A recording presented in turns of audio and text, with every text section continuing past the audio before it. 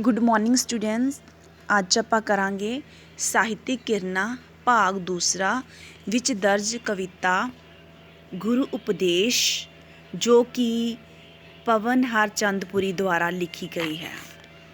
ਇਸ ਕਵਿਤਾ ਦੇ ਵਿੱਚ ਅਸੀਂ ਕੀ ਪੜ੍ਹਾਂਗੇ ਕਿ ਜੋ ਸਿੱਖ ਗੁਰੂ ਸਾਹਿਬਾਨ ਹਨ, ਉਹਨਾਂ ਨੇ ਜੋ ਸਾਨੂੰ ਸਿੱਖਿਆ ਦਿੱਤੀ ਹੈ, ਉਹਨਾਂ ਦੇ ਉੱਪਰ ਅਸੀਂ ਕਿਵੇਂ ਚੱਲਣਾ ਹੈ ਅਤੇ ਆਪਦੇ ਫਰਜ਼ਾਂ ਨੂੰ ਕਿਸ ਤਰ੍ਹਾਂ ਨਿਭਾਉਣਾ ਹੈ।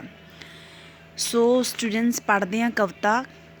ਦਸੇ ਗੁਰੂਆਂ ਸਿੱਖੀ ਦੀ ਜੋਤ ਬਾਲੀ, ਰੌਸ਼ਨ ਸ਼ਮਾ ਏ ਰਹੂਗੀ ਜਗ ਅੰਦਰ। ਨੂਰੀ ਬਾਲੂ ਚਿਰਾਗੇ ਸੋਚ ਅੰਦਰ, ਸੂਰਜ ਵਾਂਗ ਲਿਸ਼ਕਾਏਗੀ ਮਨ ਮੰਦਰ।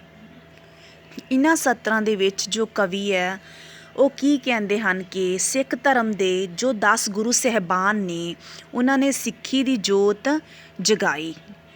ਇਹਦੇ ਵਿੱਚ ਦਿੱਤਾ ਗਿਆ ਸ਼ਮਾ। ਸ਼ਮਾ ਦਾ ਮਤਲਬ ਹੁੰਦਾ ਬੱਤੀ ਜਾਂ ਮੋਮਬੱਤੀ। ਨੂਰੀ ਸ਼ਬਦ ਨੂਰ ਤੋਂ ਬਣਿਆ। ਨੂਰ ਦਾ ਮਤਲਬ ਹੁੰਦਾ ਪ੍ਰਕਾਸ਼। ਨੂਰੀ ਮਤਲਬ ਪ੍ਰਕਾਸ਼ਵਾਨ। ਬਾਲੂ ਬਾਲਣਾ, ਜਿੱਦਾਂ ਕਿ ਬਾਲਣ ਤੋਂ ਬਣਿਆ, ਬਾਲਣਾ ਅੱਗ ਜਲਾਉਣਾ, ਤਾਂ ਬਾਲੂ ਦਾ ਮਤਲਬ ਇੱਥੇ ਆ ਜਗਾਉਣਾ। ਸੋ ਜਿਹੜੇ ਕਵੀ ਨੇ ਉਹ ਸਾਨੂੰ ਕੀ ਸਮਝਾ ਰਹੇ ਹਨ ਕਿ ਸਿੱਖ ਧਰਮ ਦੇ 10 ਗੁਰੂ ਸਾਹਿਬਾਨਾਂ ਨੇ ਸਿੱਖੀ ਦੀ ਜੋਤ ਜਗਾਈ। ਇਹ ਜੋਤ ਰੂਪੀ ਸ਼ਮਾ ਰਹਿੰਦੀ ਦੁਨੀਆ ਤੱਕ ਕਾਇਮ ਰਹੇਗੀ। ਸਿੱਖੀ ਦੀ ਇਹ ਜੋਤ ਮਨੁੱਖ ਦੀ ਸੋਚ ਦੇ ਅੰਦਰ ਪ੍ਰਕਾਸ਼ਵਾਨ ਹੋ ਕੇ ਉਹਨਾਂ ਦੀ ਸੋਚ ਨੂੰ ਉੱਚਾ ਕਰੇਗੀ। ਕਹਿਣ ਤੋਂ ਭਾਵ ਜੋ ਗੁਰੂ ਦੇ ਦਿੱਤੀ ਹੋਈ ਸਿੱਖਿਆ ਹੈ, ਉਪਦੇਸ਼ ਹੈ, ਉਹਦੇ ਉੱਤੇ ਚੱਲ ਕੇ ਮਨੁੱਖ ਆਪਣੀ ਸੋਚ ਨੂੰ ਉੱਚਾ ਕਰ ਸਕਦਾ ਹੈ। ਮਨੁੱਖ ਦੀ ਜੋ ਸੋਚ ਹੈ ਉੱਚੀ ਰਹੇਗੀ। ਇਹ ਸ਼ਮਾ ਉਹਨਾਂ ਦੇ ਮਨ ਮੰਦਰ ਨੂੰ ਹਮੇਸ਼ਾ ਸੂਰਜ ਵਾਂਗ ਚਮਕਾ ਕੇ ਰੱਖੇਗੀ। ਕਵੀ ਕੀ ਕਹਿ ਰਹੇ ਹਨ ਕਿ ਜੋ ਸਿੱਖ ਗੁਰੂ ਸਾਹਿਬਾਨ ਨੇ ਸਿੱਖੀ ਦੀ ਜੋਤ ਬਾਲੀ ਹੈ, ਇਹ ਮਨੁੱਖ ਦੀ ਸੋਚ ਨੂੰ ਉੱਚਾ ਕਰੇਗੀ ਅਤੇ ਉਹਨਾਂ ਦੇ ਮਨ ਮੰਦਰ ਨੂੰ ਹਮੇਸ਼ਾ ਸੂਰਜ ਵਾਂਗ ਚਮਕਾ ਕੇ ਰੱਖੇਗੀ, ਪਵਿੱਤਰ ਰੱਖੇਗੀ, ਸਾਫ਼ ਰੱਖੇਗੀ। ਅਗਲਾ ਪੈਰਾ ਪੜ੍ਹਦੇ ਹਾਂ। ਰਹਿਮ ਕਰਮ ਤੇ ਧਾਰ ਦੀ ਸਾਂਝ ਗੁੜੀ, ਰਹਿਮ ਕਰਮ ਤੇ ਧਰ ਦੀ ਸਾਂਝ ਗੁੜੀ, ਕਦੇ ਤੋੜਨੀ ਨਹੀਂ ਤੁਸੀਂ ਮੂਲ ਸਿੰਘੋ। ਸਾੜ ਦੇਵੇ ਇਹ ਘਰ, ਸਾੜ ਦੇਵੇ ਇਹ ਅੱਗ, ਘਰ ਆਪਣੇ ਵੀ ਦੇਣੀ ਅੱਗ ਨੂੰ ਕਦੇ ਨਾ ਤੂਲ ਸਿੰਘੋ। ਇਹਨਾਂ ਸਤਰਾਂ ਦੇ ਵਿੱਚ ਜੋ ਕਵੀ ਨੇ ਉਹ ਕੀ ਕਹਿੰਦੇ ਹਨ ਕਿ ਜੋ ਖਾਲਸਾ ਪੰਥ ਦੀ ਸਾਜਨਾ ਤੋਂ ਬਾਅਦ ਗੁਰੂ ਸਾਹਿਬਾਨਾਂ ਨੇ ਸਿੰਘਾਂ ਨੂੰ ਜਾਂ ਸਿੱਖਾਂ ਨੂੰ ਉਪਦੇਸ਼ ਦਿੱਤਾ ਕਿ ਉਹ ਰਹਿਮ ਦਾ ਮਤਲਬ ਹੁੰਦਾ ਕਿਸੇ 'ਤੇ ਰਹਿਮ ਕਰਨਾ, ਤਰਸ ਕਰਨਾ। ਕਰਮ ਮਤਲਬ ਚੰਗੇ ਕੰਮ ਕਰਨੇ, ਅਤੇ ਧਰਮ ਨੂੰ ਆਪਣੇ ਜੀਵਨ ਦਾ ਆਧਾਰ ਬਣਾ ਕੇ ਇਸ ਨਾਲ ਗੂੜੀ ਸਾਂਝ ਰੱਖਣ। ਸੋ ਜੋ ਸਾਡੇ ਗੁਰੂ ਸਾਹਿਬਾਨ ਨੇ ਉਹ ਸਾਨੂੰ ਕੀ ਉਪਦੇਸ਼ ਦਿੰਦੇ ਹਨ ਕਿ ਰਹਿਮ ਕਰਮ ਅਤੇ ਧਰਮ ਨੂੰ ਆਪਣੇ ਜੀਵਨ ਦਾ ਆਧਾਰ ਬਣਾ ਕੇ ਰੱਖਣ। ਇਸ ਸਾਂਝ ਨੂੰ ਕਦੇ ਵੀ ਤੋੜਨਾ ਨਹੀਂ, ਸਗੋਂ ਹਮੇਸ਼ਾ ਕਾਇਮ ਰੱਖਣਾ। ਜਿਹੜੀ ਹਉਮੈ ਵਾਲੀ ਅੱਗ ਆਪਣੇ ਘਰ ਨੂੰ ਸਾੜ ਦੇਵੇ, ਉਸ ਨੂੰ ਕਦੇ ਭੜਕਾਉਣ ਦੀ ਕੋਸ਼ਿਸ਼ ਨਾ ਕਰਨਾ, ਸਗੋਂ ਇਸ ਈਰਖਾ ਭਰੀ ਅੱਗ ਤੋਂ ਬਚ ਕੇ ਰਹਿਣਾ ਹੈ। ਇਹਦੇ ਵਿੱਚ ਕਵੀ ਕੀ ਕਹਿ ਰਹੇ ਹਨ ਸਾਨੂੰ ਕਿ ਸਾੜ ਦੇਵੇ ਇਹ ਅੱਗ, ਘਰ ਆਪਣੇ ਵੀ ਦੇਣੀ ਅੱਗ ਨੂੰ ਕਦੇ ਨਾ ਤੂਲ ਸਿੰਘੋ।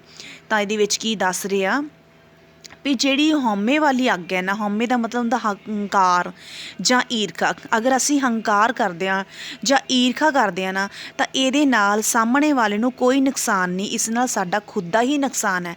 ਸਾਡਾ ਘਰ ਮਤਲਬ ਸਾਡਾ ਸਰੀਰ, ਜਿਹੜਾ ਇੱਕ ਸਰੀਰ ਹੈ ਨਾ, ਇਸ ਨੂੰ ਵੀ ਘਰ ਕਿਹਾ ਗਿਆ ਹੈ ਕਿਉਂਕਿ ਇਹਦੇ ਵਿੱਚ ਸਾਡੀ ਆਤਮਾ ਦਾ ਪ੍ਰਵੇਸ਼ ਹੈ।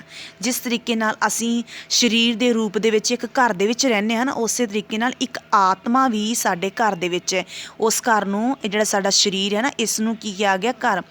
ਅਗਰ ਅਸੀਂ ਆਪਣੇ ਅੰਦਰ ਹੰਕਾਰ ਰੱਖਾਂਗੇ ਜਾਂ ਈਰਖਾ ਰੱਖਾਂਗੇ ਨਾ, ਤਾਂ ਸਾਹਮਣੇ ਵਾਲੇ ਦਾ ਕੋਈ ਨੁਕਸਾਨ ਨਹੀਂ, ਸਾਡਾ ਖੁਦ ਦਾ ਹੀ ਨੁਕਸਾਨ ਹੈ। ਜੋ ਸਾਡਾ ਸਰੀਰ ਹੈ ਉਹ ਬਿਮਾਰੀਆਂ ਨਾਲ ਘਿਰ ਜਾਵੇਗਾ। ਅਗਲੀ ਲਾਈਨਾਂ ਪੜ੍ਹਦੇ ਹਾਂ।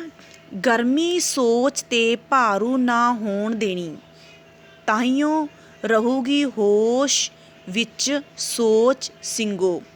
ਗਰਮੀ ਆਵੇ ਜੇ ਸੋਚ ਨੂੰ ਲੂਣ ਵਾਲੀ, ਐਸੀ ਗਰਮੀ ਨੂੰ ਲਿਓ ਫਿਰ ਬੋਝ ਸਿੰਘੋ। ਇਹਨਾਂ ਲਾਈਨਾਂ ਦੇ ਵਿੱਚ ਹੁਣ ਕਵੀ ਕੀ ਕਹਿ ਰਹੇ ਹਨ ਕਿ ਸਿੰਘਾਂ ਨੂੰ ਸੁਚੇਤ ਅਲਰਟ ਕਰਦੇ ਹੋਏ ਕਹਿੰਦੇ ਹਨ ਕਿ ਗੁਰੂ ਸਾਹਿਬਾਨ ਸਾਨੂੰ ਕੀ ਸਿੱਖਿਆ ਦਿੰਦੇ ਆ। ਸਾਡੇ ਗੁਰੂ ਸਾਹਿਬਾਨ ਸਾਨੂੰ ਸਿੱਖਿਆ ਦਿੰਦੇ ਹਨ ਕਿ ਹੇ ਸਿੰਘੋ, ਤੁਸੀਂ ਗਰਮੀ ਦਾ ਭਾਵ ਇੱਥੇ ਉਹ ਗਰਮੀ ਨਹੀਂ ਕਿ ਸਾਨੂੰ ਗਰਮੀ ਲੱਗਦੀ ਆ। ਗਰਮੀ ਦਾ ਗੁੱਸੇ ਨੂੰ ਵੀ ਗਰਮੀ ਕਿਹਾ ਜਾਂਦਾ। ਆਪਾਂ ਕਹਿ ਦਿੰਦੇ ਹਾਂ ਉਹਦਾ ਸੁਭਾਅ ਕਿੰਨਾ ਗਰਮ ਹੈ। ਗਰਮ ਦਾ ਮਤਲਬ ਗੁੱਸੇ ਵਾਲਾ ਸੁਭਾਅ। ਕਿ ਤੁਸੀਂ ਗਰਮੀ ਨੂੰ ਭਾਵ ਗੁੱਸੇ ਨੂੰ ਆਪਣੀ ਸੋਚ 'ਤੇ ਭਾਰੂ ਨਹੀਂ ਹੋਣ ਦੇਣਾ। ਤੁਸੀਂ ਹਰ ਕੰਮ ਹੋਸ਼ ਅਤੇ ਸਮਝਦਾਰੀ ਨਾਲ ਕਰਨਾ ਹੈ। ਜੇਕਰ ਤੁਹਾਡੀ ਸੋਚ ਨੂੰ ਸਾੜਨ ਵਾਲੀ ਗਰਮੀ ਭਾਵ ਗੁੱਸਾ ਤੁਹਾਡੇ ਵਿੱਚ ਆ ਵੀ ਜਾਵੇ ਤਾਂ ਅਜਿਹੇ ਗੁੱਸੇ ਨੂੰ ਤੁਸੀਂ ਕਾਬੂ ਕਰ ਲੈਣਾ। ਸੋ ਕੀ ਕਹਿ ਰਹੇ ਹਨ ਇਹਦੇ ਵਿੱਚ ਕਵੀ ਇਹ ਕਹਿ ਰਹੇ ਹਨ ਕਿ ਜੋ ਸਾਡੇ ਗੁਰੂ ਸਾਹਿਬਾਨ ਨੇ ਉਹ ਸਾਨੂੰ ਸਿੱਖਿਆ ਦੇ ਰਹੇ ਹਨ, ਉਪਦੇਸ਼ ਦੇ ਰਹੇ ਹਨ ਕਿ ਸਾਨੂੰ ਆਪਣਾ ਜੋ ਸੁਭਾਅ ਹੈ ਹਮੇਸ਼ਾ ਸ਼ਾਂਤ ਅਤੇ ਠੰਡਾ ਰੱਖਣਾ ਚਾਹੀਦਾ, ਗਰਮੀ ਵਾਲਾ ਗੁੱਸੇ ਵਾਲਾ ਨਹੀਂ ਰੱਖਣਾ ਚਾਹੀਦਾ। ਸਾਨੂੰ ਹਮੇਸ਼ਾ ਸ਼ਾਂਤੀ ਨਾਲ ਅਤੇ ਹੋਸ਼ ਸਮਝਦਾਰੀ ਨਾਲ ਕੰਮ ਕਰਨੇ ਚਾਹੀਦੇ ਹਨ। ਅਗਰ ਸਾਨੂੰ ਕਦੇ ਵੀ ਗੁੱਸਾ ਆ ਵੀ ਜਾਏ ਤਾਂ ਸਾਨੂੰ ਗੁੱਸੇ ਉੱਪਰ ਕਾਬੂ ਪਾਉਣਾ ਆਉਣਾ ਚਾਹੀਦਾ ਹੈ। ਅਗਲੀਆਂ ਸਤਰਾਂ ਪੜ੍ਹਦੇ ਹਾਂ। ਅਗਲੀਆਂ ਸਤਰਾਂ ਦੇ ਵਿੱਚ ਆਪਣੀ ਕੀਰਤ 'ਚੋਂ ਕੱਢ ਦਸੌਂਦ ਦਸਵਾਂ, ਲੋੜਵੰਦਾਂ ਦੇ ਲੇਖੇ ਹੈ ਲਾ ਦੇਣਾ। ਭੁੱਖ ਕੋਈ ਦੁਆਰੇ ਆ ਟੁੱਕ ਮੰਗੇ, ਭੋਜਨ ਉਸ ਤਾਈਂ ਤੁਸੀਂ ਛਕਾ ਦੇਣਾ। ਹੁਣ ਇਹਨਾਂ ਸਤਰਾਂ ਦੇ ਵਿੱਚ ਸਿੰਘਾਂ ਨੂੰ ਉਹਨਾਂ ਦੇ ਫਰਜ਼ ਪ੍ਰਤੀ ਸਮਝਾਉਂਦੇ ਹੋਏ ਗੁਰੂ ਸਾਹਿਬਾਨ ਕਹਿ ਰਹੇ ਹਨ। ਹੁਣ ਜਿਹੜੇ ਸਾਡੇ ਗੁਰੂ ਸਾਹਿਬਾਨ ਨੇ ਸਾਨੂੰ ਕੀ ਸਮਝਾ ਰਹੇ ਹਨ, ਸਾਨੂੰ ਕੀ ਉਪਦੇਸ਼ ਦੇ ਰਹੇ ਹਨ ਕਿ ਸਿੰਘੋ ਤੁਸੀਂ ਆਪਣੀ ਨੇਕ ਕਮਾਈ ਦਾ ਮਤਲਬ ਜੋ ਤੁਸੀਂ ਕਿਰਤ ਕਮਾਈ ਕਰਦੇ ਹੋ, ਜੋ ਤੁਹਾਡੀ ਇਨਕਮ ਹੈ, ਤੁਹਾਡੀ ਆਮਦਨ ਹੈ, ਉਹਦੇ ਵਿੱਚੋਂ 10ਵਾਂ ਹਿੱਸਾ ਕੱਢ ਕੇ ਜਿਹੜੇ ਲੋੜਵੰਦ ਨੇ, ਗਰੀਬ ਨੇ, ਜਿਨ੍ਹਾਂ ਨੂੰ ਲੋੜ ਦੀ ਕਿਸੇ ਹੈਲਪ ਦੀ ਜ਼ਰੂਰਤ ਹੈ, ਉਹਨਾਂ ਦੀ ਤੁਸੀਂ ਮਦਦ ਕਰੋ। ਜੇਕਰ ਕੋਈ ਭੁੱਖਾ ਮਜਬੂਰ ਵਿਅਕਤੀ ਤੁਹਾਡੇ ਦਰਵਾਜ਼ੇ 'ਤੇ ਆ ਕੇ ਰੋਟੀ ਮੰਗੇ ਤਾਂ ਉਸ ਨੂੰ ਭੋਜਨ ਛਕਾ ਦੇਣਾ। ਵੀ ਕਦੇ ਵੀ ਆਪਦੇ ਦਰਵਾਜ਼ੇ ਤੋਂ ਲੋੜਵੰਦ ਨੂੰ, ਭੁੱਖੇ ਨੂੰ ਕਦੇ ਖਾਲੀ ਨਾ ਮੋੜਨਾ। ਅਗਲੀਆਂ ਲਾਈਨਾਂ ਪੜ੍ਹਦੇ ਹਾਂ। ਉੱਚਾ ਨੀਵਾਂ ਨਾ ਕੋਈ ਵੀ ਜਗ ਅੰਦਰ, ਇੱਕੋ ਨੂਰ ਇਲਾਹੀ ਦੇ ਨੇ ਸਭ ਬੰਦੇ ਰੱਬ ਦੇ ਸਮਝ ਕੇ ਪਿਆਰ ਕਰਨਾ, ਨਾ ਬੋਲਣੇ ਕਿਸੇ ਨੂੰ ਵੀ ਮੰਦੇ। ਹੁਣ ਇਹਨਾਂ ਸਤਰਾਂ ਦੇ ਵਿੱਚ ਕਵੀ ਗੁਰੂ ਰੂਪ ਵਿੱਚ ਆਖਦਾ ਹੈ। ਇਹਨਾਂ ਸਤਰਾਂ ਦੇ ਵਿੱਚ ਜੋ ਕਵੀ ਨੇ ਉਹ ਗੁਰੂ ਰੂਪ ਵਿੱਚ ਦਾ ਆਖਦੇ ਹਨ ਕਿ ਇਸ ਸੰਸਾਰ ਵਿੱਚ ਕੋਈ ਵੀ ਛੋਟਾ ਜਾਂ ਵੱਡਾ ਨਹੀਂ ਹੈ। ਸਭ ਇੱਕ ਮਾਲਕ ਦੀ ਔਲਾਦ ਹਨ, ਸਾਰੇ ਮਾਲਕ ਦੇ ਹੀ ਬੱਚੇ ਹਨ, ਇੱਕੋ ਇਲਾਹੀ ਨੂਰ ਤੋਂ ਪੈਦਾ ਹੋਏ ਹਨ। ਜਿੰਨੇ ਵੀ ਇਨਸਾਨ ਨੇ ਇਸ ਦੁਨੀਆ ਦੇ ਵਿੱਚੋਂ ਇੱਕ ਮਾਲਕ ਦੇ ਬੱਚੇ ਹਨ, ਇੱਕੋ ਪਰਮਾਤਮਾ ਦੀ ਸ਼ਕਤੀ ਤੋਂ, ਨੂਰ ਤੋਂ ਪੈਦਾ ਹੋਏ ਹਨ। ਇਸ ਲਈ ਹਰ ਮਨੁੱਖ ਨੂੰ ਰੱਬ ਦਾ ਬੰਦਾ ਸਮਝ ਕੇ ਬਿਨਾਂ ਭੇਦਭਾਵ ਉਸ ਨਾਲ ਪਿਆਰ ਕਰਨਾ ਚਾਹੀਦਾ ਹੈ। ਕਿਸੇ ਨੂੰ ਵੀ ਮਾੜਾ ਨਹੀਂ ਬੋਲਣਾ ਚਾਹੀਦਾ, ਨਾ ਹੀ ਕਿਸੇ ਨੂੰ ਮਾੜਾ ਸਮਝਣਾ ਚਾਹੀਦਾ ਹੈ। ਅਗਲੀਆਂ ਲਾਈਨਾਂ ਪੜ੍ਹਦੇ ਹਾਂ। ਗਊ ਗਰੀਬ ਤੇ ਔਰਤ ਦੀ ਕਰੋ ਰਾਖੀ, ਜ਼ਬਰ ਜ਼ੁਲਮ ਦੇ ਕਦੀ ਨਹੀਂ ਰਾਹ ਪੈਣਾ। ਲਾਲਚ ਵਿੱਚ ਆ ਧੀਆਂ ਵੇਚਣਾ ਨਾ, ਮੂੰਹੋਂ ਮੰਗ ਕੇ ਕਦੇ ਨਾ ਦਾਜ ਲੈਣਾ। ਹੁਣ ਇਹਨਾਂ ਸਤਰਾਂ ਦੇ ਵਿੱਚ ਜੋ ਕਵੀ ਨੇ ਨਾ, ਗੁਰੂ ਰੂਪ ਵਿੱਚ ਕਵੀ ਸਿੰਘਾਂ ਨੂੰ ਜਾਂ ਸਿੱਖਾਂ ਨੂੰ ਸਮਝਾਉਂਦੇ ਹੋਏ ਕਹਿੰਦੇ ਹਨ ਕਿ ਗਊ ਗਰੀਬ ਅਤੇ ਔਰਤ ਦੀ ਰੱਖਿਆ ਕਰਨਾ ਹਰ ਸਿੱਖ ਦਾ ਧਰਮ ਹੈ। ਤੁਸੀਂ ਕਦੇ ਵੀ ਕਿਸੇ 'ਤੇ ਕੋਈ ਜ਼ੁਲਮ ਨਹੀਂ ਕਰਨਾ ਅਤੇ ਨਾ ਹੀ ਜ਼ੁਲਮ ਕਰਨ ਦੇ ਰਾਹ ਪੈਣਾ ਹੈ। ਹੇ ਸਿੰਘੋ, ਤੁਸੀਂ ਕਦੇ ਵੀ ਲਾਲਚ ਜਾਂ ਸਵਾਰਥ ਕਰਕੇ ਧੀਆਂ ਨਾ ਵੇਚਣਾ ਅਤੇ ਕਦੇ ਵੀ ਨਾ ਮੂੰਹੋਂ ਮੰਗ ਕੇ ਦਾਜ ਲੈਣਾ ਹੈ। ਸਗੋਂ ਅਜਿਹੀਆਂ ਬੁਰਾਈਆਂ ਨੂੰ ਸਮਾਜ ਦੇ ਵਿੱਚ ਫੈਲਣ ਤੋਂ ਰੋਕਣਾ ਹੈ, ਸਮਾਜ ਨੂੰ ਅਜਿਹੀਆਂ ਬੁਰਾਈਆਂ ਤੋਂ ਬਚਾਉਣਾ ਹੈ। ਸਾਡੇ ਗੁਰੂ ਸਾਹਿਬਾਨ ਇਹ ਸਿੱਖਾਂ ਨੂੰ, ਮਨੁੱਖ ਨੂੰ ਉਪਦੇਸ਼ ਦੇ ਰਹੇ ਹਨ। ਅਗਲੀਆਂ ਲਾਈਨਾਂ ਆਪਾਂ ਪੜ੍ਹਾਂਗੇ। ਫਸਤਾ ਜ਼ੁਲਮ ਦਾ ਵੱਢਣਾ ਹੈ ਜਿਸਨੇ, ਐਸਾ ਰੂਪ ਸ਼ਿੰਗਾਰਿਆ ਖਾਲਸੇ ਦਾ। ਸ਼ਰਮ ਧਰਮ ਵਾਲਾ, ਚੰਗੇ ਕਰਮ ਵਾਲਾ, ਮੈਂ ਨਵਾਂ ਰੰਗ ਨਿਖਾਰਿਆ ਖਾਲਸੇ ਦਾ। ਹੁਣ ਇਹਨਾਂ ਸਤਰਾਂ ਦੇ ਵਿੱਚ ਜੋ ਕਵੀ ਨੇ ਗੁਰੂ ਰੂਪ ਵਿੱਚ ਸਿੰਘਾਂ ਨੂੰ ਜਾਂ ਸਿੱਖਾਂ ਨੂੰ ਸੰਬੋਧਨ ਕਰਦੇ ਹੋਏ ਕਹਿੰਦੇ ਹਨ ਕਿ ਖਾਲਸੇ ਨੂੰ ਅਜਿਹੇ ਰੂਪ ਵਿੱਚ ਸ਼ਿੰਗਾਰਿਆ ਹੈ ਜਿਸ ਨੇ ਜ਼ੁਲਮ ਦਾ ਨਾਸ ਕਰਨਾ ਹੈ।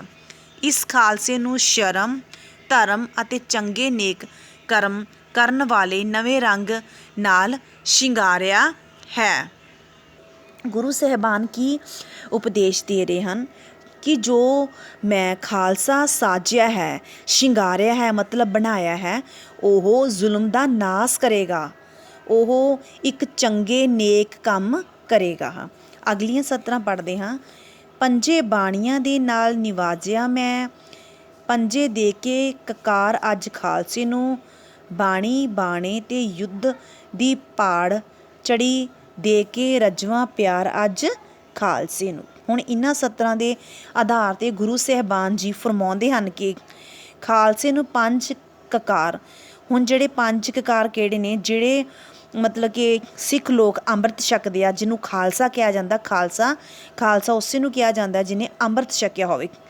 ਅੰਮ੍ਰਿਤ ਕਿਵੇਂ, ਉਹਨੇ ਪੰਜ ਕਕਾਰ, ਪੰਜ ਕੱਕੇ ਕਹਿ ਦਿੱਤੇ ਜਾਂਦੇ ਹਨ, ਉਹਨਾਂ ਨੇ ਧਾਰਨ ਕੀਤੇ ਹੋਏ ਹੁੰਦੇ ਹਨ। ਉਹ ਪੰਜ ਕੱਕੇ ਕਿਹੜੇ ਕਿਹੜੇ ਹਨ? ਕੱਕੇ ਕਿਉਂ ਕਿਹਾ ਜਾਂਦਾ ਹੈ?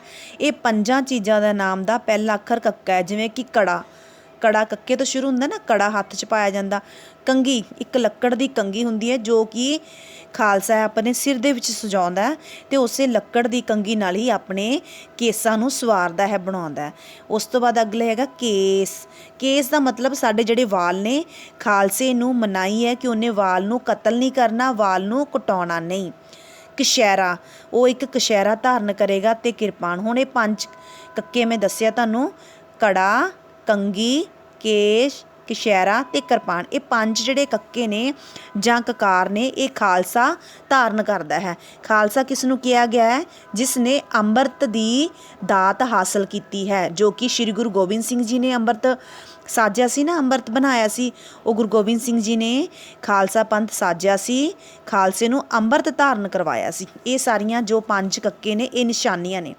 ਗੁਰੂ ਸਾਹਿਬਾਨ ਨੇ ਇਹ ਪੰਜ ਜਿਹੜੇ ਕਕਾਰ ਨੇ, ਇਹ ਇੱਕ ਨਿਸ਼ਾਨੀਆਂ ਨੇ ਜੋ ਕਿ ਖਾਲਸੇ ਨੂੰ ਦਿੱਤੀਆਂ, ਅਤੇ ਪੰਜ ਬਾਣੀਆਂ।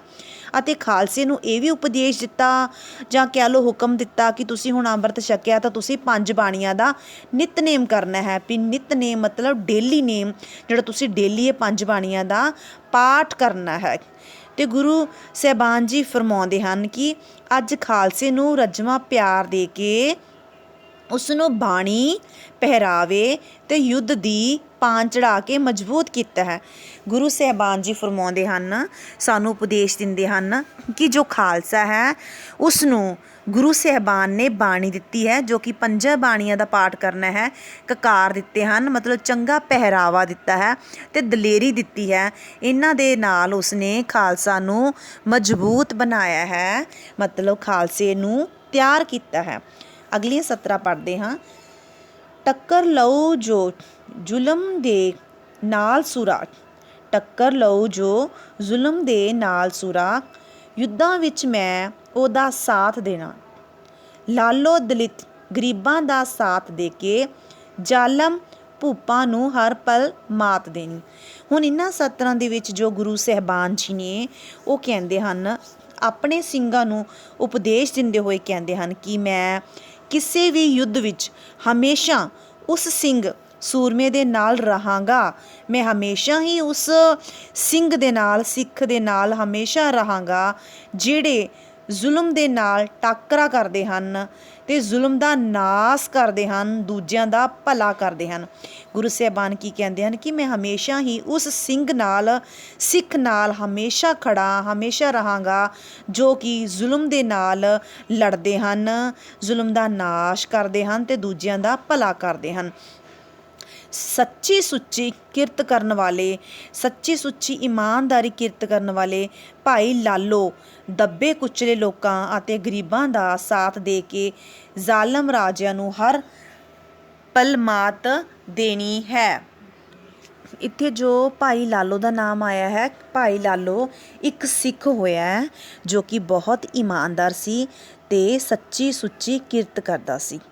ਅਗਲੀਆਂ ਲਾਈਨਾਂ ਪੜ੍ਹਦੇ ਹਾਂ। ਇੱਕੋ ਬਾਟੇ ਵਿੱਚ ਅੰਮ੍ਰਿਤ ਤੁਸੀਂ, ਇੱਕੋ ਬਾਟੇ ਵਿੱਚ ਅੰਮ੍ਰਿਤ ਤੁਸੀਂ ਛਕਿਆ, ਇੱਕੋ ਬਾਟੇ ਵਿੱਚ ਰਹੀ ਜਾਤ ਨਾ ਪਾਤ ਅੱਜ ਖਾਲਸੇ ਦੀ, ਇੱਕੋ ਰੂਪ ਸਰੂਪ ਅਤੇ ਧਰਤ ਇੱਕੋ, ਸਾਂਝੀ ਵਾਲਤਾ ਦਾਤ ਅੱਜ ਖਾਲਸੇ ਦੀ। ਹੁਣ ਇਹਨਾਂ ਸਤਰਾਂ ਦੇ ਵਿੱਚ ਗੁਰੂ ਸਾਹਿਬਾਨ ਆਪਣੇ ਸਿੰਘਾਂ ਨੂੰ ਫਰਮਾਉਂਦੇ ਹਨ, ਸਿੰਘਾਂ ਨੂੰ ਉਪਦੇਸ਼ ਦਿੰਦੇ ਹਨ ਕਿ ਤੁਸੀਂ ਇੱਕੋ ਹੀ ਬਾਟੇ ਵਿੱਚ ਅੰਮ੍ਰਿਤ ਛਕਿਆ ਹੈ। ਦੇਖੋ, ਜਦੋਂ ਅੰਮ੍ਰਿਤ ਦੀ ਦਾਤ ਦਿੱਤੀ ਜਾਂਦੀ ਹੈ ਨਾ, ਤਾਂ 5 ਪਿਆਰਿਆਂ ਦੁਆਰਾ, 5 ਪਿਆਰੇ ਹੁੰਦੇ ਹਨ ਜੋ ਅੰਮ੍ਰਿਤ ਨੂੰ ਤਿਆਰ ਕਰਦੇ ਹਨ, ਅਤੇ ਉਹਦੇ ਵਿੱਚ 5 ਬਾਣੀਆਂ ਦਾ ਪਾਠ ਕੀਤਾ ਜਾਂਦਾ ਹੈ। ਸਾਰਾ ਦਿਨ ਬਾਣੀ ਪੜ੍ਹੀ ਜਾਂਦੀ ਹੈ ਅਤੇ ਫਿਰ ਕਿਤੇ ਜਾ ਕੇ ਉਹ ਅੰਮ੍ਰਿਤ ਤਿਆਰ ਕੀਤਾ ਜਾਂਦਾ ਹੈ। ਅਤੇ ਜਦੋਂ ਉਹ ਅੰਮ੍ਰਿਤ ਤਿਆਰ ਹੋ ਜਾਂਦਾ ਹੈ ਤਾਂ ਜਿੰਨੇ ਵੀ ਉੱਥੇ ਸਿੱਖ ਅੰਮ੍ਰਿਤ ਛਕਣ ਜਾਂਦੇ ਹਨ, ਸਾਰਿਆਂ ਨੂੰ ਇੱਕੋ ਹੀ ਬਾਟੇ ਰਾਹੀਂ ਅੰਮ੍ਰਿਤ ਛਕਾਇਆ ਜਾਂਦਾ। ਉਹਦੇ ਵਿੱਚ ਪਤਾਸਿਆਂ ਨੂੰ ਘੋਲਿਆ ਜਾਂਦਾ, ਖੰਡੇ ਬਾਟੇ ਦੇ ਨਾਲ, ਬਾਟੇ ਦੇ ਵਿੱਚ ਪਤਾਸੇ ਪਾਏ ਜਾਂਦੇ ਹਨ, ਉਹਨਾਂ ਨੂੰ ਖੰਡੇ ਨਾਲ ਘੋਲਿਆ ਜਾਂਦਾ ਹੈ। ਅਤੇ ਜਦੋਂ ਉਹ ਅੰਮ੍ਰਿਤ ਤਿਆਰ ਹੋ ਜਾਂਦਾ, ਉਹਦੇ 'ਤੇ ਗੁਰਬਾਣੀ ਪੜ੍ਹੀ ਜਾਂਦੀ ਹੈ ਉਹਦੇ ਵਿੱਚ, ਅਤੇ ਜਦੋਂ ਉਹ ਧਾਰਨ ਕਰਵਾਇਆ ਜਾਂਦਾ, ਛਕਾਇਆ ਜਾਂਦਾ, ਤਾਂ ਇੱਕੋ ਬਾਟੇ ਨੂੰ ਸਾਰਿਆਂ ਦੇ ਮੂੰਹ ਨਾਲ ਛੁਆਇਆ ਜਾਂਦਾ ਹੈ ਅਤੇ ਇੱਕੋ ਬਾਟੇ ਦੇ ਵਿੱਚੋਂ ਸਾਰੇ ਅੰਮ੍ਰਿਤ ਛਕਦੇ ਹਨ। ਅੰਮ੍ਰਿਤ ਛਕਣ ਤੋਂ ਬਾਅਦ ਖਾਲਸੇ ਦੀ ਕੋਈ ਜਾਤ ਪਾਤ ਨਹੀਂ ਰਹਿੰਦੀ।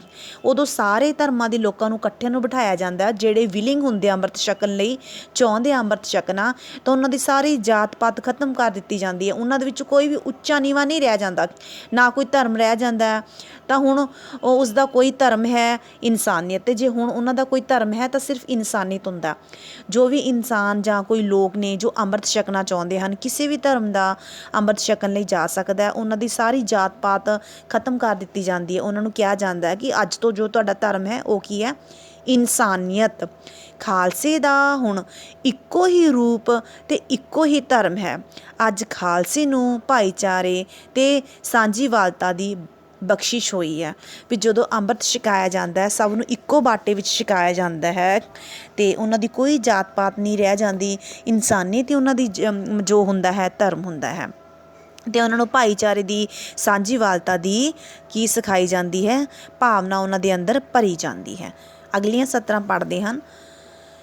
ਮੁਨਕਰ ਜਦੋਂ ਅਸੂਲਾਂ ਤੋਂ ਪੰਥ ਹੋਇਆ, ਮੈਂ ਨਹੀਂ ਸਾਥ ਹੋਣਾ ਇਹ ਸਮਝ ਲੈਣਾ, ਮੇਰੀ ਹੋਂਦ ਹੈ ਸਿਧਾਂਤ ਦੇ ਸੱਚ ਅੰਦਰ, ਲੱਭਣਾ ਹੋਊ ਉਹਨਾਂ 'ਚੋਂ ਰਮਜ਼ ਲੈਣਾ। ਇਹਨਾਂ ਸਤਰਾਂ ਦੇ ਵਿੱਚ ਕਵੀ ਨੇ ਜੋ ਕੀ ਕਹਿ ਰਹੇ ਹਨ ਕਿ ਗੁਰੂ ਸਾਹਿਬਾਨ ਜੀ ਸਿੱਖਾਂ ਨੂੰ ਉਪਦੇਸ਼ ਦਿੰਦੇ ਹੋਏ ਕਹਿੰਦੇ ਹਨ ਕਿ ਜਦੋਂ ਵੀ ਤੁਸੀਂ ਖਾਲਸਾ ਪੰਥ ਦੇ ਅਸੂਲਾਂ ਤੋਂ ਇਨਕਾਰੀ ਕਰੋਗੇ ਜਾਂ ਮੂੰਹ ਮੋੜੋਗੇ ਤਾਂ ਜਿਹੜੇ ਗੁਰੂ ਸਾਹਿਬਾਨ ਨੇ ਉਹ ਸਾਡੇ ਨਾਲ ਨਹੀਂ ਰਹਿਣਗੇ, ਸਾਡੇ ਕੋਲ ਨਹੀਂ ਖੜਨਗੇ। ਜੋ ਗੁਰੂ ਨੇ, ਗੁਰੂ ਦਾ ਵਜੂਦ ਦਾ ਸਿਧਾਂਤ ਸੱਚਾਈ ਵਿੱਚ ਹੈ, ਭਾਵ ਮੈਂ ਕੇਵਲ ਸੱਚ ਦਾ ਸਾਥ ਦੇਣਾ ਹੈ। ਗੁਰੂ ਸਾਹਿਬਾਨ ਜੀ ਇਹ ਕਹਿੰਦੇ ਹਨ ਕਿ ਜਦੋਂ ਖਾਲਸਾ ਮੇਰੇ ਅਸੂਲਾਂ ਤੋਂ ਮੂੰਹ ਮੋੜੇਗਾ, ਇਨਕਾਰ ਕਰੇਗਾ, ਤਾਂ ਮੈਂ ਉਹਨਾਂ ਦੇ ਨਾਲ ਨਹੀਂ ਖੜੇ ਰਵਾਂਗਾ। ਮੈਂ ਹਮੇਸ਼ਾ ਸੱਚ ਦੇ ਨਾਲ ਰਹਾਂਗਾ, ਸੱਚ ਦਾ ਹੀ ਮੈਂ ਸਾਥ ਦੇਵਾਂਗਾ। ਇਹਨਾਂ ਅਸੂਲਾਂ ਤੋਂ ਪ੍ਰਗਟ ਹੁੰਦੇ ਭੇਦ ਨੂੰ ਲੱਭਣਾ ਪਏਗਾ। ਇਹਨਾਂ ਅਸੂਲਾਂ ਨੂੰ ਅਪਣਾਉਣ 'ਤੇ ਹੀ ਇਹਨਾਂ ਅਸੂਲਾਂ ਦੀ ਸਮਝ ਆਏਗੀ। ਸੋ ਇਹਨਾਂ ਸਤਰਾਂ ਦੇ ਵਿੱਚ ਜਿਹੜੇ ਗੁਰੂ ਸਾਹਿਬਾਨ ਨੇ ਉਹ ਸਿੱਖਾਂ ਨੂੰ ਇਹ ਸਿੱਖਿਆ ਦੇ ਰਹੇ ਹਨ, ਉਪਦੇਸ਼ ਦੇ ਰਹੇ ਹਨ ਕਿ ਤੁਸੀਂ ਹਮੇਸ਼ਾ ਚੰਗੇ ਰਸਤੇ 'ਤੇ ਚੱਲਣਾ ਹੈ, ਦਿੱਤੀ ਹੋਈ ਸਿੱਖਿਆ ਨੂੰ ਮੰਨਣਾ ਹੈ। ਅਗਰ ਤੁਸੀਂ ਦਿੱਤੀ ਹੋਈ ਸਿੱਖਿਆ ਅਤੇ ਅਸੂਲਾਂ 'ਤੇ ਨਹੀਂ ਚੱਲੋਗੇ ਅਤੇ ਮੈਂ ਜੋ ਗੁਰੂ ਨੇ ਉਹ ਕਹਿ ਰਹੇ ਹਨ ਕਿ ਮੈਂ ਤੁਹਾਡਾ ਸਾਥ ਨਹੀਂ ਦੇਵਾਂਗਾ ਅਤੇ ਨਾ ਹੀ ਮੈਂ ਤੁਹਾਡੇ ਨਾਲ ਕਿਤੇ ਖੜਾਂਗਾ। ਸੋ ਸਟੂਡੈਂਟਸ, ਉਮੀਦ ਕਰਦੀ ਹਾਂ ਕਿ ਜਿੰਨਾ ਮੈਂ ਅੱਜ ਤੁਹਾਨੂੰ ਕਰਵਾਇਆ ਸਮਝ ਆ ਚੁੱਕਿਆ ਹੋਏਗਾ। ਇਸ ਤੋਂ ਬਿਨਾਂ ਆਪਣੀਆਂ ਕੁਝ ਕਵਿਤਾ ਦੀਆਂ 8 ਜੋ ਪੈਰੇ ਆਪਣੀ ਕਵਿਤਾ ਦੇ ਰਹਿੰਦੇ ਹਨ, ਜੋ ਕਿ ਆਪਾਂ ਗੱਲ ਕਰਾਂਗੇ। ਤੁਸੀਂ ਕਵਿਤਾ ਨੂੰ ਧਿਆਨ ਨਾਲ ਪੜ੍ਹਨਾ ਹੈ ਅਤੇ ਜੋ ਇਹਦੇ ਵਿੱਚ ਔਖੇ ਸ਼ਬਦਾਂ ਦੇ ਅਰਥ ਦਿੱਤੇ ਗਏ ਹਨ ਉਹਨਾਂ ਨੂੰ ਪੜ੍ਹਨਾ ਹੈ ਅਤੇ ਯਾਦ ਕਰਨਾ ਹੈ। ਇਸ ਤੋਂ ਬਿਨਾਂ ਕੱਲ੍ਹ ਆਪਾਂ ਕੀ ਕਰਾਂਗੇ, ਨੈਕਸਟ ਜਿਹੜੀ ਕਵਿਤਾ ਰਹਿ ਗਈ ਉਹ ਕਰਾਂਗੇ ਅਤੇ ਇਹਦੇ ਜੋ ਕੁਐਸਚਨ ਆਨਸਰ ਨੇ ਉਹ ਮੈਂ ਕਰਵਾਉਂਗੀ। ਧੰਨਵਾਦ।